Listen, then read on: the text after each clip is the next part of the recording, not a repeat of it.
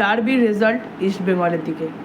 হ্যাঁ, এই বাক্যটা শুনে হয়তো মোহনবাগান ফ্যান্স যারা রয়েছেন তারা ভিডিওটা ডিসলাইক করে চলে যাবেন বা ছেড়ে চলে যাবেন, বন্ধ করে দেবেন। বাট বেশিক্ষণ না, মানে 10 থেকে 1-2 মিনিট বেশি কম হয়তো নেবো, পুরো বুঝিয়ে দেবো কেন ডার্বির রেজাল্ট ইস্টবেঙ্গলের ফেভারে যেতে চলেছে। প্রথম কথা, ইস্টবেঙ্গল বরাবর আমরা দেখেছি মোহনবাগানের থেকে ধারে পাল্লায় অনেকটাই উইক থাকতো, যেখানে কিন্তু মোহনবাগান অনেকবার বাজিমাত করেছে। I am talking about the recent past 5 years। সেখানে আইএসএলের কথাই বলছি আমি সেখানে।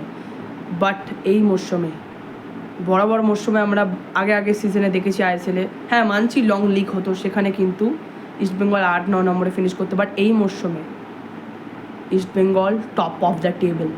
হ্যাঁ বন্ধুরা, আর মোহনবাগান হয়তো চ্যাম্পিয়ন হয়ে যেতেই পারতো, এই কথাটা উঠতোই না যদি ইন্টারকাশি ম্যাচ ড্র না হতো। সেই ম্যাচ দেখার পর কিন্তু আমি ধরেই নিয়েছিলাম যে মোহনবাগান কিন্তু চ্যাম্পিয়ন হতে পারবে না। আমার আগের ভিডিওটায় রিক্যাপ যেখানে দিয়েছি ম্যাচ, সেখানে কিন্তু আপনারা দেখে আসতে পারেন, সেখানেই বলে দিয়েছিলাম যে ইস্টবেঙ্গল ডার্বি জয় নিশ্চিত। এবং আমি বলেছিলাম যে হেডলাইনে বেরোবে কিছুদিন পর নিউজে যে ইস্টবেঙ্গল চ্যাম্পিয়ন, মোহনবাগানের ড্র ইস্টবেঙ্গলকে করিয়ে দিল চ্যাম্পিয়ন। হ্যাঁ বন্ধুরা, এটাই হতে চলেছে, কারণ মোহনবাগান টিমে কিচ্ছু নেই। হ্যাঁ বন্ধুরা, কেন সেগুলো আমি বলবো, আসছি আস্তে আস্তে। ইস্টবেঙ্গলের কথা বলি, এই মরশুমে ডার্বির যদি কথা বলি ফরেন প্লেয়ার্সদের নিয়ে, সেখানে কিন্তু 3বার দেখা হয়েছে। যেখানে প্রথম ডার্বি হয়েছিল এই মরশুমে ডুরান্ড কাপ ডার্বি, যেখানে কিন্তু কোয়ার্টার ফাইনাল ছিল মোহনবাগান ইস্টবেঙ্গল। তো সেখানে মোহনবাগান কিন্তু পরাজিত হয় ইস্টবেঙ্গলের কাছে 2-1 গোলে। ডিমিট্রিয়স ডিয়ামান্টাকাস তিনি 2টি গোল করেছিলেন এবং মোহনবাগানকে আমাদেরকে হার নিয়ে মাঠ ছাড়তে হয়েছিল। Second derby IFA shield derby final, যেখানে কিন্তু টাই ব্রেকারে পরাজিত হয়েছিল ইস্টবেঙ্গল মোহনবাগানের কাছে। টাই ব্রেকারে, আমি এটা বলবো টাই ব্রেকার, যেখানে কিন্তু জয়গুপ্তা শট নিয়েছিলেন, সেখানে কিন্তু সেফ দিয়ে দিয়েছিল বিশাল কাই। এবং টাই ব্রেকারে একমাত্র ডার্বি জিত বা জয় মোহনবাগান কিন্তু পেরেছিল আইএফএ শিল্ড ফাইনালে। Third derby super cup derby. হ্যাঁ বন্ধুরা, এফসি গোয়া চ্যাম্পিয়ন হয়েছিল বলে এফসি গোয়াতে গিয়ে সুপার কাপ ডার্বি, সেখানে কিন্তু মোহনবাগানের এই সেম সিচুয়েশান ছিল, হারলে হবে না, ড্র করলে হবে না, জিততে হবে, জিতলেই মোহনবাগান কোয়ালিফিকেশান নিশ্চিত। বাট সেখানে কিন্তু ড্র হয়ে যায় ডার্বি এবং মোহনবাগান ছিটকে যায় সুপার কাপ থেকে। এবং এই ডার্বিটা বাকি ডার্বির চেয়ে আরও ইন্টারেস্টিং কেন, তাদের মেন রিজন হচ্ছে যে আইএসএল ইন্ডিয়ার টপ টায়ার লিগ, সেখানে কিন্তু বড় বড় প্লেয়ার্সরাও হিমশিম খেয়ে যায়, আমরা দেখেছি। এবং ইস্টবেঙ্গল, তাদের যদি কথা বলি, যে আমি কেন বলছি যে ইস্টবেঙ্গলের টিম অনেকটা এগিয়ে, কারণ আমি অলরেডি বলে দিয়েছিলাম ইন্টারকাশি ম্যাচের পরেই যে মোহনবাগান ড্র করায় ইস্টবেঙ্গল হেরে যাবে, জিতে যাবে, চ্যাম্পিয়ন হয়ে যাবে। তো যেটা কেন বলেছিলাম আমি যদি বলি, সেটা হচ্ছে মেন রিজন যেটা বলবো, যে ইস্টবেঙ্গলের টিম বিগত 5 বছরের কথা বলি, মোহনবাগান বলে হারাতো ইস্টবেঙ্গলকে। আইএসএলের কথা বলছি। হ্যাঁ বন্ধুরা, এখনও পর্যন্ত একবারও আইএসএল হয়েছে 2013 সাল থেকে, সেখান থেকে একবারও কিন্তু হারাতে পারিনি আমি ইস্টবেঙ্গল মোহনবাগানকে। এইবারে সেটা পসিবল। হ্যাঁ বন্ধুরা, ইন্টারকাশি ম্যাচের আগে আমি এটা বলতাম না, বাট ইন্টারকাশি ম্যাচ দেখে প্রমাণ হয়ে গেছে 95% ইস্টবেঙ্গলের দিকে ডার্বি। এই মরশুমের এই ডার্বি ম্যাচ ডে -1 আজ, আগামীকাল ডার্বি ইস্টবেঙ্গলের ফেভারে। হ্যাঁ বন্ধুরা, ফিটনেসের দিক থেকে ইস্টবেঙ্গল এগিয়ে, ফর্মের দিক থেকে ইস্টবেঙ্গল এগিয়ে, মোটিভেশনের দিক থেকে ইস্টবেঙ্গল এগিয়ে, সব দিক থেকে ইস্টবেঙ্গল এগিয়ে আছে। আর মোহনবাগান প্লেয়ার্সরা কিসের দিক থেকে এগিয়ে, মোহনবাগান কোচ সার্জিও লোবেরা তিনি নিজেই হিমশিম খেয়ে যাচ্ছেন, স্টার্টিং 11 বানাতে পারছেন না, ভাই দীপক টাংরিকে চান্স দিচ্ছেন। তো দীপক টাংরি কেন চান্স পাচ্ছে আমি সেটা জানি না, সত্যি আমি জানি না। এই টিমে মেহতাব তো ভালো খেলছে, সুভাশিস একদম চলবে না, অ্যালবার্টো ছাড়া কোনো ফরেন প্লেয়ার্স ভালো খেলছে না, কোনো ফরেন প্লেয়ার্স কেউ চলবে না। আমি অলরেডি বলে দিয়েছিলাম কেউ চলবে না। ডিমি, জেসন, জেমি, রবসন, টমকে তো ছেড়ে দেবেন, তার কথাটা আমি বাদ দিলেও অ্যালবার্টোকে ভাই আর্মব্যান্ড দিয়ে দিন ক্যাপ্টেন্সি। কারণ সুভাশিস সবচেয়ে বাজে ফুটবলার হচ্ছে সুভাশিস, একজন ক্যাপ্টেন যে রেসপন্সিবিলিটি নিতে পারে না। আপনি যদি দেখেন 50 থেকে 60 মিনিট পর যে ক্যাপ্টেন হাঁপাচ্ছে, তো আমি বলবো শুভাশিস যদি স্টার্ট করে সেখানে কিন্তু আরও ট্রাবল ফিল করবে মোহনবাগান। আমি বলবো টেকচাম হচ্ছে অনেক ভালো খেলছে, সে ইনএক্সপিরিয়েন্সড হতে পারে, বাট তিনি তার সেরাটা দিচ্ছে, তার বেস্টটা দেওয়ার চেষ্টা করছে।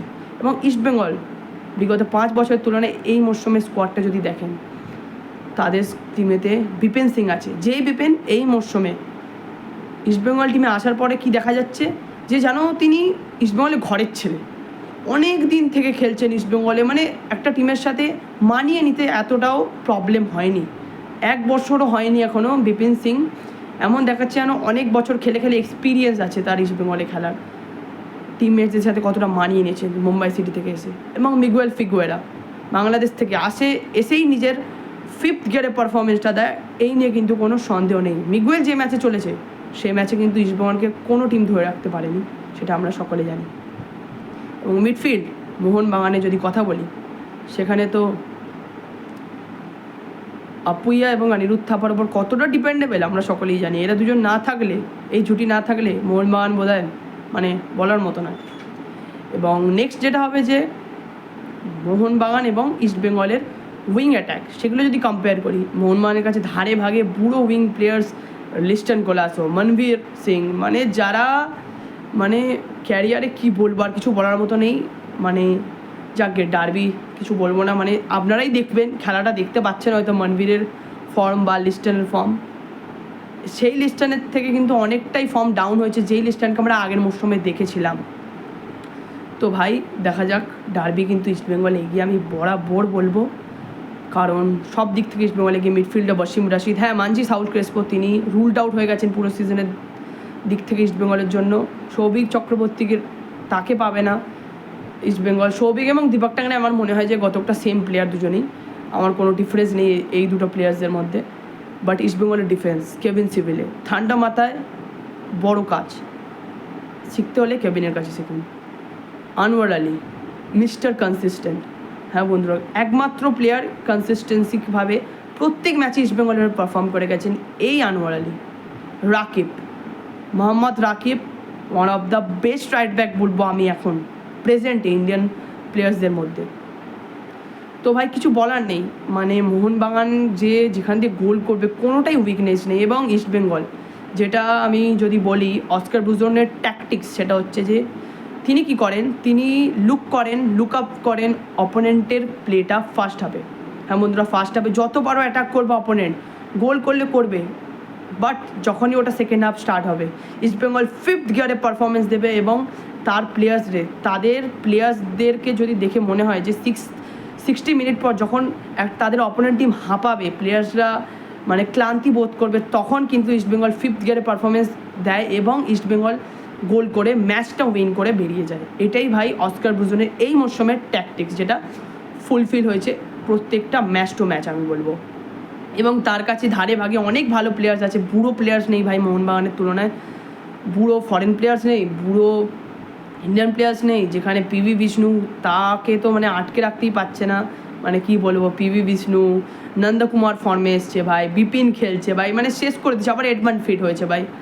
এবং ইউসুফ জারি, তিনি ভাই প্রথম মরশুমে এসেই কিন্তু 10 গোল নিয়ে এই মরশুমে আইএসএল গোল্ডেন বুট মানে লিস্টের টপ পেয়ে আছেন, এবং হয়তো গোল্ডেন বুটটা তিনি পেয়েও যাবেন, কারণ আগামীকাল হয়তো ইস্টবেঙ্গল ফ্যানরা তার পায়ে থেকে গোল দেখতেও পারেন।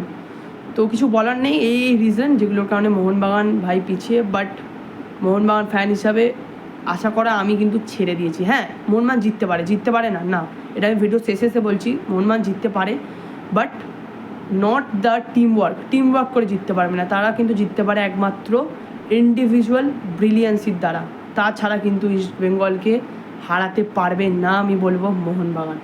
তো আশা করছি যে যদি ভগবান বর করে মোহনবাগান টিমের ওপর, তাহলে যদি জিততে পারে।